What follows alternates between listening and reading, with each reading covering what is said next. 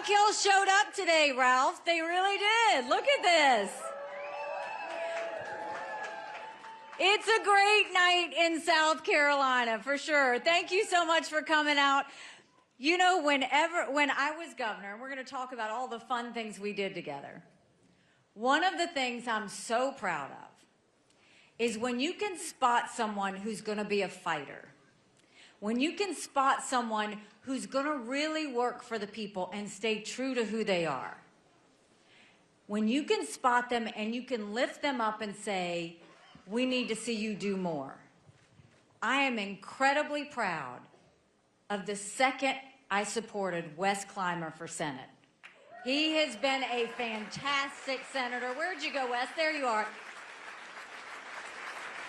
He fights for you, he represents you, but I love everything I think should be transparent, and he believes in transparency, and he believes in making sure that everything is there for you to see. So thank you, Wes, for doing a great job.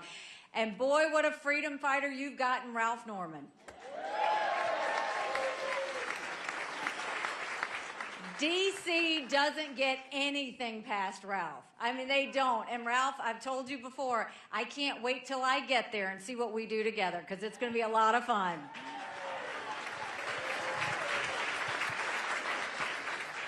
So how many of you were not here when I was governor? Raise your hand. Welcome to the best state in the country. For the rest of you, I want to remind you about where we came from and what we did. Because when I came into office, South Carolina was hurting. We had 11% unemployment. We had thousands of people on welfare. And South Carolina was the butt of the jokes. But what did we do? We rallied and we got together. And by the time I left, we were building planes with Boeing. We were building more BMWs than any place in the world. We brought in Mercedes-Benz. We brought in Volvo, 5 international tire companies. And yes, they were referring to us as the beast of the Southeast, which I still love.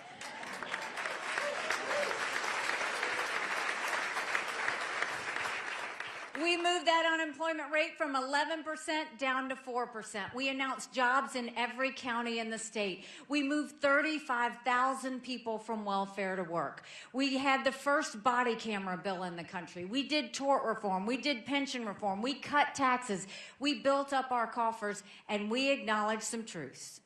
We said, if you've got to show picture ID to buy Sudafed, if you've got to show picture ID to get on a plane, you should have to show picture ID to protect the integrity of the election process. We passed voter ID in South Carolina.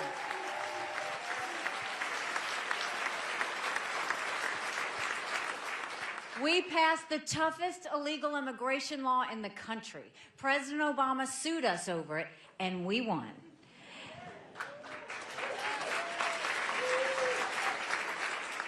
And by the time I left, we were named the friendliest state in the country. The one I love, the most patriotic state in the country. And don't blame me for this one, but we were named the #2 state in the country people were moving to. And now I'm running for president.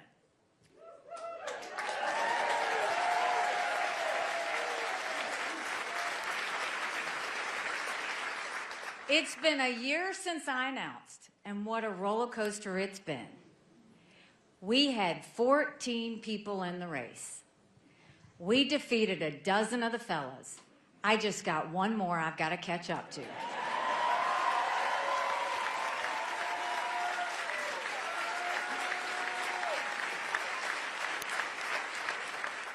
They didn't give us a chance in Iowa. We started at 2%. We finished almost second at 20%. Then we went to New Hampshire. They said we were 30 points down in the polls, and we came in at 43%. And on that night, Donald Trump had a temper tantrum. Did y'all see it? He was completely unhinged because he didn't know we were going to have 43% of the vote. And all he did was talk about revenge and my dress. Then the next day he goes and says anybody that supports her is barred permanently from MAGA.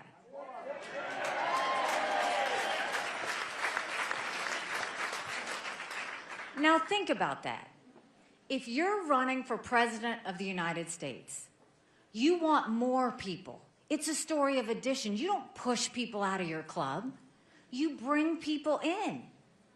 Then the next day, he goes and tries to push the RNC to name him the presumptive nominee after just 2 states had voted. We don't anoint kings in America.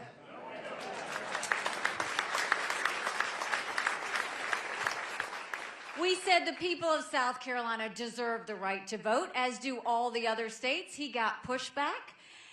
And then we went and saw his campaign disclosures. And that's when we saw he spent $50 million of his campaign contributions on his personal court cases. Then he gets a judgment on a court case, and he talks about how much of a victim he is. But the point I'm getting to this is whether it was the night of New Hampshire when he talked about revenge, whether it was after the first court judgment when he talked about being a victim, what bothers me the most is at no point did he ever talk about the American people. He never talked about the fact that we're $34 trillion in debt. He never talked about the fact that only 31% of 8th graders in our country are proficient in reading. He never talked about the fact that we have an open border that is inexcusable and lawless. He never talked about all of the lawlessness in our cities. He didn't talk about the wars that are happening around the world. All he did was talk about himself. And that's the problem. This isn't about him.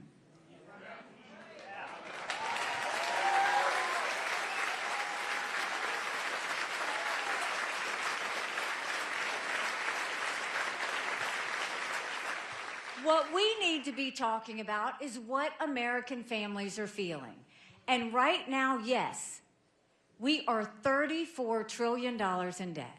We're having to borrow money just to make our interest payments. China owns some of that debt. For the first time, we're paying more in interest payments than we are in our defense budget. You know who's noticing that? Russia, China, and Iran. And I would love to tell you that all that debt was from Joe Biden. But I have always spoken to you in hard truths, and I'm going to do that with you tonight. Our Republicans did that to us too. First, you look under Donald Trump. We can talk about what a good economy it was, but at what cost? He put us $8 trillion in debt in just 4 years.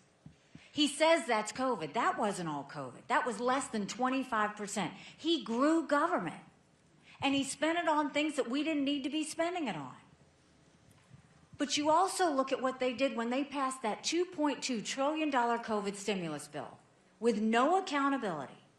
They expanded welfare that left us with 80 million Americans on Medicaid, 42 million Americans on food stamps. That's a third of our country. And did Republicans try and make it right? Nope, they doubled down and opened up pet projects and earmarks for the first time in 10 years, passing through 7,000 of them last year. In the 2024 appropriations budget, Republicans put in $7.4 billion worth of pet projects. Democrats put in $2.8 billion. Now you tell me who the big spenders are. All while 1 in 6 American families can't afford their utility bill. 60% of Americans are living paycheck to paycheck. 50% of American families can't afford diapers. Something's got to give. So how are we going to fix our economy? The way we're going to do it is we're going to start by clawing back the $100 billion of unspent COVID dollars that are still sitting out there. Then we're going to go, instead of 87,000 IRS agents going after middle America, we're going to go after the hundreds of billions of dollars of COVID fraud. 1 out of every $7 was spent fraudulently.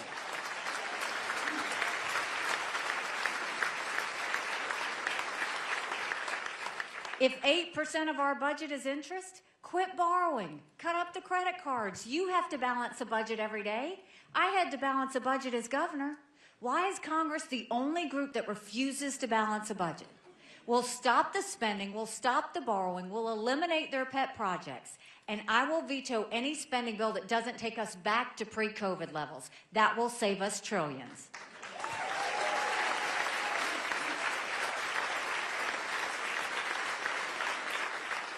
Then we're going to take as many federal programs as we can and send them down to the states. That will dramatically reduce the size of the federal government, but it will empower people on the ground. Think education, think healthcare, think welfare, think mental health. If we cut those strings and send that money back, you can customize it to the states and not have Washington bureaucrats making those decisions.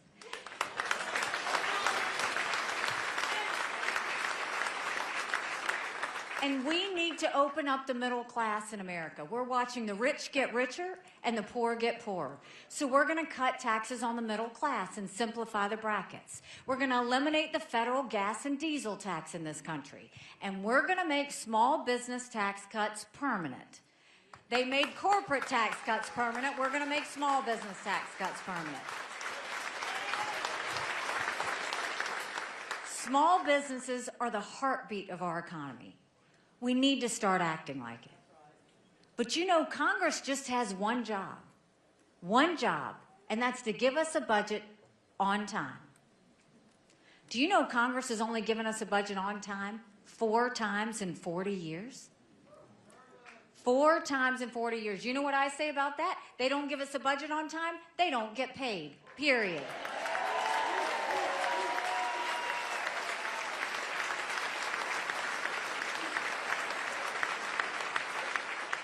And don't you think it's finally time we had term limits in Washington, D.C.?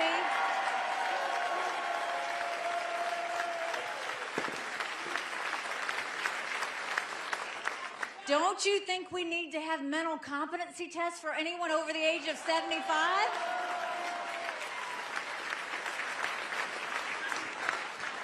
Now, I'm not being disrespectful when I say that. We all know people who are over 75 that can run circles around us. And then we know Joe Biden. Congress is now the most privileged nursing home in the country.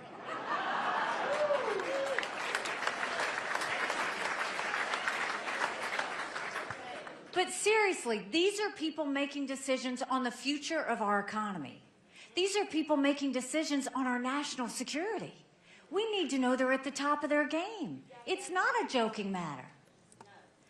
And then, let's talk about the border. I can't believe this would happen in the United States. We have had 8.5 million illegal immigrants come across that border. We had more fentanyl cross the border last year that would kill every single American.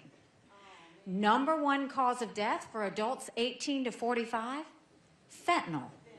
And don't think for a second China doesn't know what they're doing when they send it over. Now, when we passed the toughest illegal immigration law in the country, we knew what we were doing. So we're going to take what we did in South Carolina and we're going to go national with it. We're going to do a national E-Verify program where every business has to prove that the people they hire are in this country legally.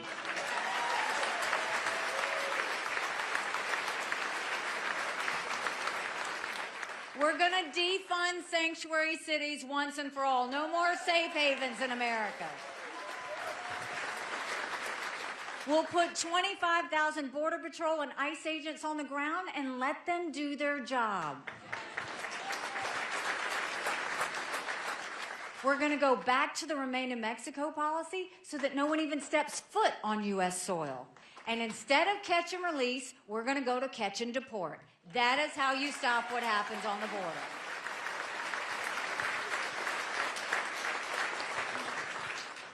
And then growing up in rural South Carolina, My parents always taught us, you take care of those who take care of you. I'm going to ask you if we're taking care of those who take care of us. Right now in America, over 35,000 veterans are homeless. 1 in 3 suffers from PTSD or thoughts of suicide. We lose 22 heroes a day to suicide. If a veteran needs a doctor's appointment at the VA, on average, takes 29 days. Why 29 days? Because on the 30th day, they can go to the doctor or hospital of their choice. So midway through the 29 days, they get a call to reschedule, and the clock starts all over again. It's shameful how we treat our veterans.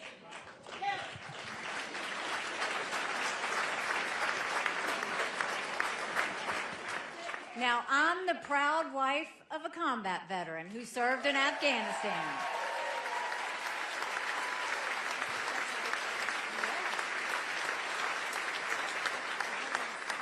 Y'all may remember he deployed when I was governor, and when he came back home to us, that was a lot of prayers answered. But that was the easy part. When we got home, life got hard. Michael couldn't hear loud noises. He couldn't be in crowds. Life had passed him by for the year that he was gone, and the transition was tough. We can't just love our men and women when they're gone. We gotta love them when they come back home, too.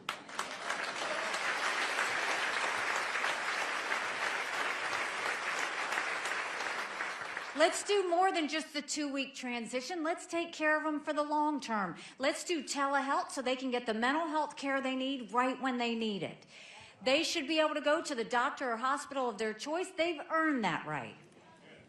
And I think the best way we deal with VA health care, I think every member of Congress should have to get their health care from the VA, and you watch how fast that gets fixed.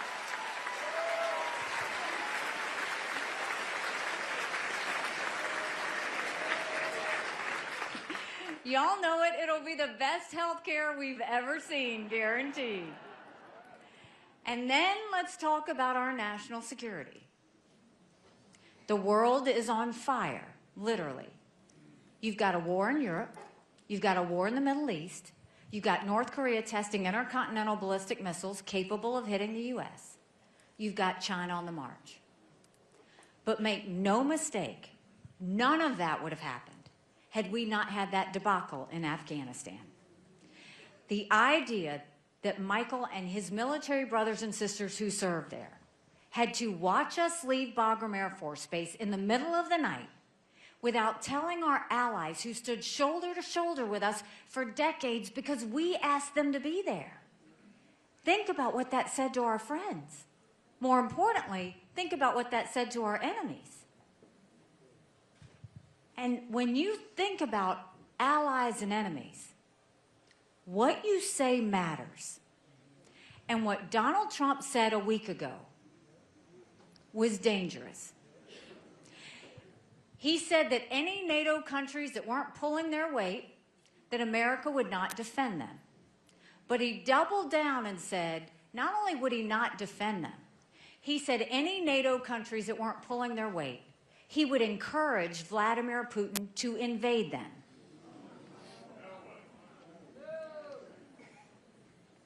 Donald Trump is siding with a thug who just killed his political opponent, like he's done many times before. Donald Trump just sided with a dictator who arrests American journalists and holds them hostage. Donald Trump just sided with a man where 500,000 people have died and been wounded because of the invasion in Ukraine. And he's going to side with him over the allies who stood with us after 9/11? All that does is embolden Putin. Putin's not scared of Joe Biden. That's why he invaded Ukraine. But he's emboldened when someone running for president says, I will encourage you to invade those that aren't pulling their weight. NATO has been a 75-year success story. It's why we haven't had wars. Russia has been intimidated by that alliance. China is intimidated by that alliance. Do we want them to pull their weight and pay their fair share? Absolutely. But you talk about that behind closed doors, not in front of your enemies, ever.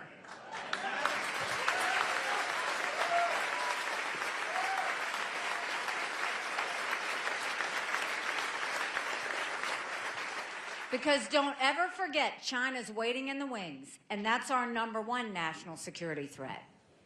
But then he doubled down, and he mocked my husband's military service. Now, I will be the first one to tell you, Michael and I are fine. We don't take this personally, because when you're in politics, it's a blood sport. It's fair game. But you mock one member of the military, you're mocking every member of the military.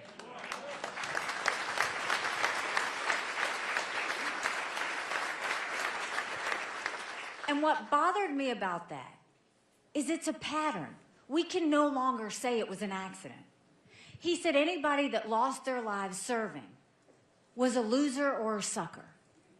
Then he said at Arlington National Cemetery, his question was, what was in it for them?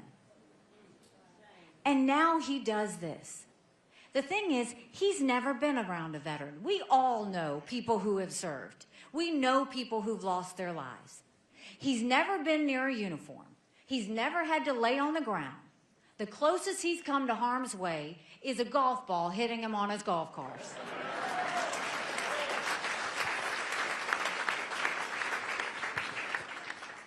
So that leads us to our decision.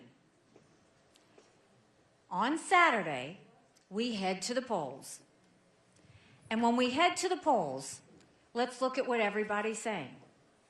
Everybody's telling me, why don't you just get out?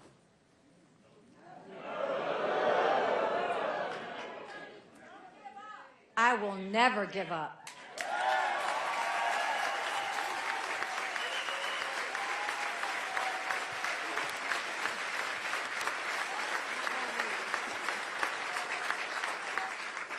Why would I give up when 70% of Americans have said they don't want Trump or Biden in this election? Why would I give up when 59% of Americans say Donald Trump is too old and Joe Biden is too old?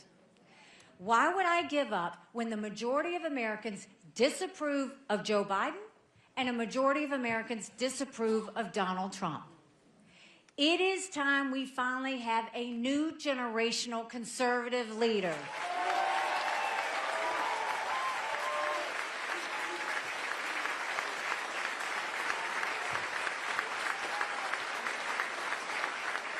We need to put the negativity and the baggage behind us and focus on the solutions that we can take forward. But to do that, let's look at the hard truths here, and I'll give mine. I voted for Donald Trump twice. I was proud to serve America in his administration. But the truth is, chaos follows him. It just does.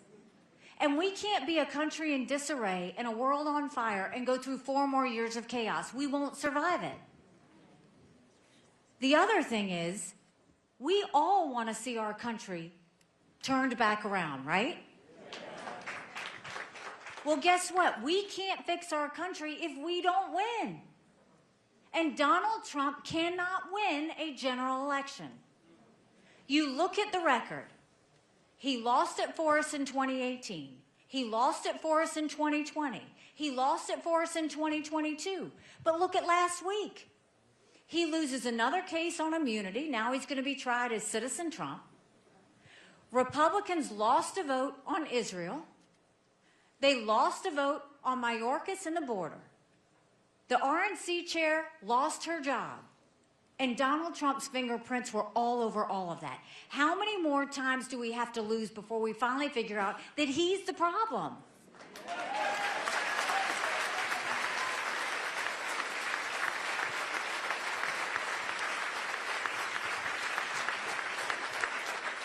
And don't take my word for it. Look at the general election polls. In every one of those polls, Trump is down from Biden by 5 points, by 7 points. On his best day, it's margin of error. It's equal. I'm in every one of those same general election polls, and I defeat Biden by up to 17 points.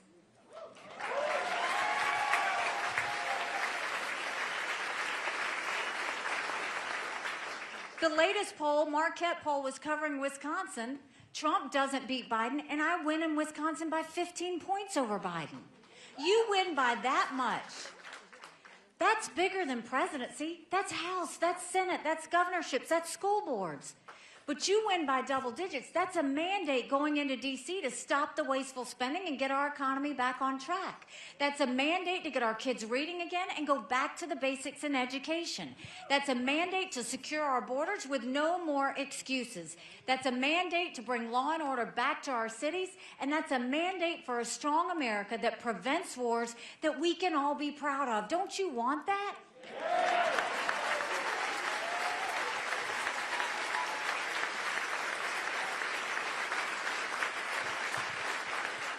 Because we could have that. But in order to have that, it's going to take a lot of courage. Courage from everybody here tonight. Courage for me to run. And courage for every one of you to know, don't complain about what happens in a general election if you don't vote in this primary. It matters.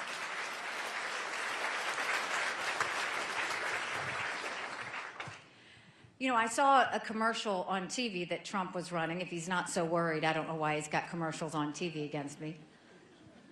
And in that, he said I was for open borders and raising taxes.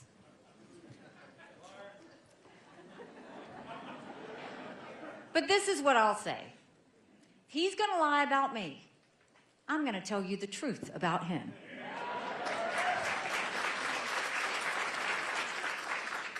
Look it up. When he was president in 2018, he proposed a 25-cent per gallon gas tax increase on all of us. He now wants to raise taxes on every single family. He wants to put a 10% tariff on everything that comes into this country, from baby strollers to appliances. Every family would have to pay over $2,800 more per year. He's saying with Social Security, he's not going to touch it, so that when he leaves, everybody gets a 24% cut in their benefits.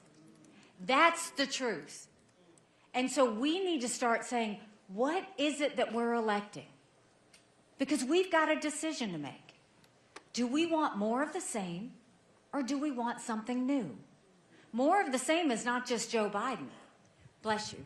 More of the same is also Donald Trump. And can't we do better than two 80-year-old candidates running for president?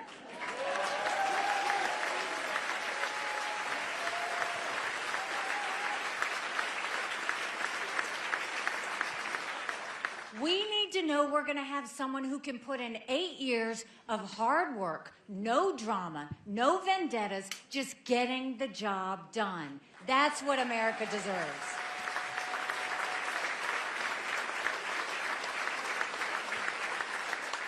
You know, 7 months ago, I dropped Michael off at 4 a.m. for another year-long deployment. And I watched him and 230 soldiers pick up their 2 duffel bags of belongings to go to a country they'd never been, all in the name of protecting America. They're willing to sacrifice their lives and their families because they still believe in this amazing experiment that is America. So if they're willing to sacrifice for us there, shouldn't we be willing to fight for America here? Because we have a country to save.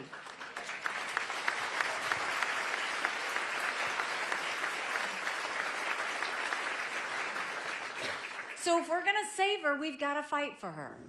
You know, when I announced, they asked me why I was running.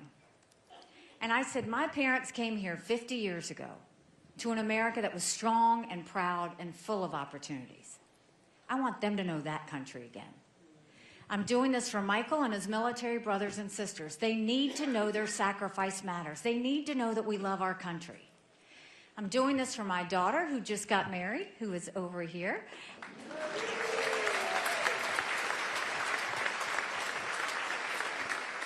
And I saw how hard it was for her and Josh to buy a home. The average home buyer in America now is 49 years old.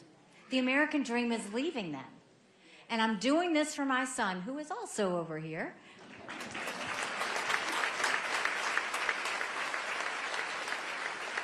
And he's a senior in college, and I am tired of watching him write papers of things he doesn't believe in just to get an A. That's not us. That's not America. And the first time, 81% of Americans don't think their kids are going to live as good of a life as we did. We can't be okay with that. I'm not okay with that. We do have a country to save. But I started this with what we accomplished together and all our success stories. But I'm also going to remind you of the challenges we went through. We went through Walter Scott, who was shot 8 times in the back by a dirty cop. We went through a school shooting. We went through hurricanes, multiple.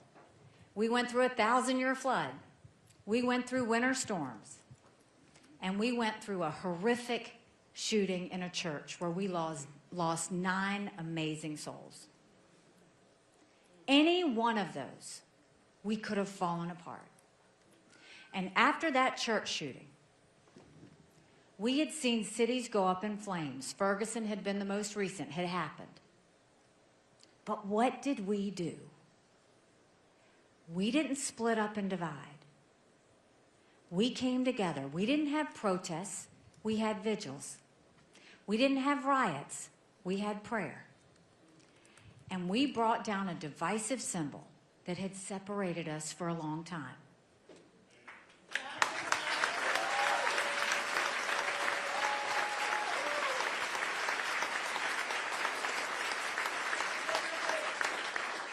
And why did that happen?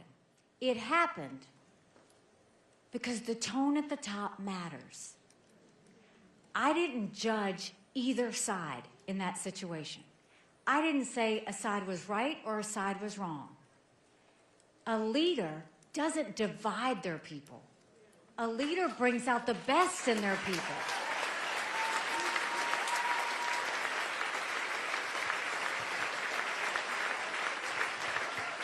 Can you imagine if we did that for our country, where we can actually have dinner with our family members and not fight?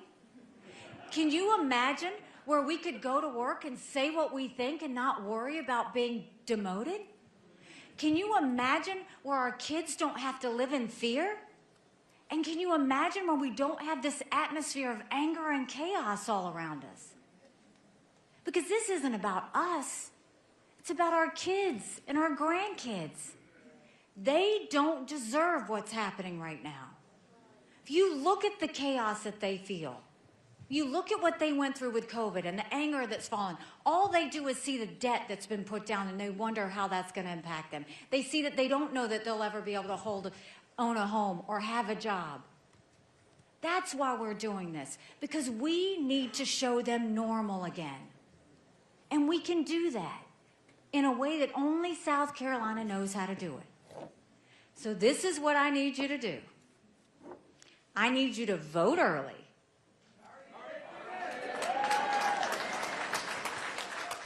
All right, girlfriend, if you voted early, I need you to take 5 people a day back to vote again. Election day is on Saturday. I need you to leave with a yard sign. If you live in a neighborhood where you can't have a yard sign, put it in the back of your car. I need you to go to NikkiHaley.com, offer to volunteer, offer to help, donate, whatever you can do. I need you to go tell everybody you know that it's important to vote.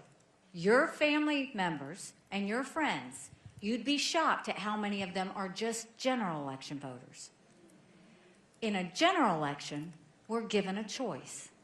In a primary, we make our choice. This is the chance for us to make our choice.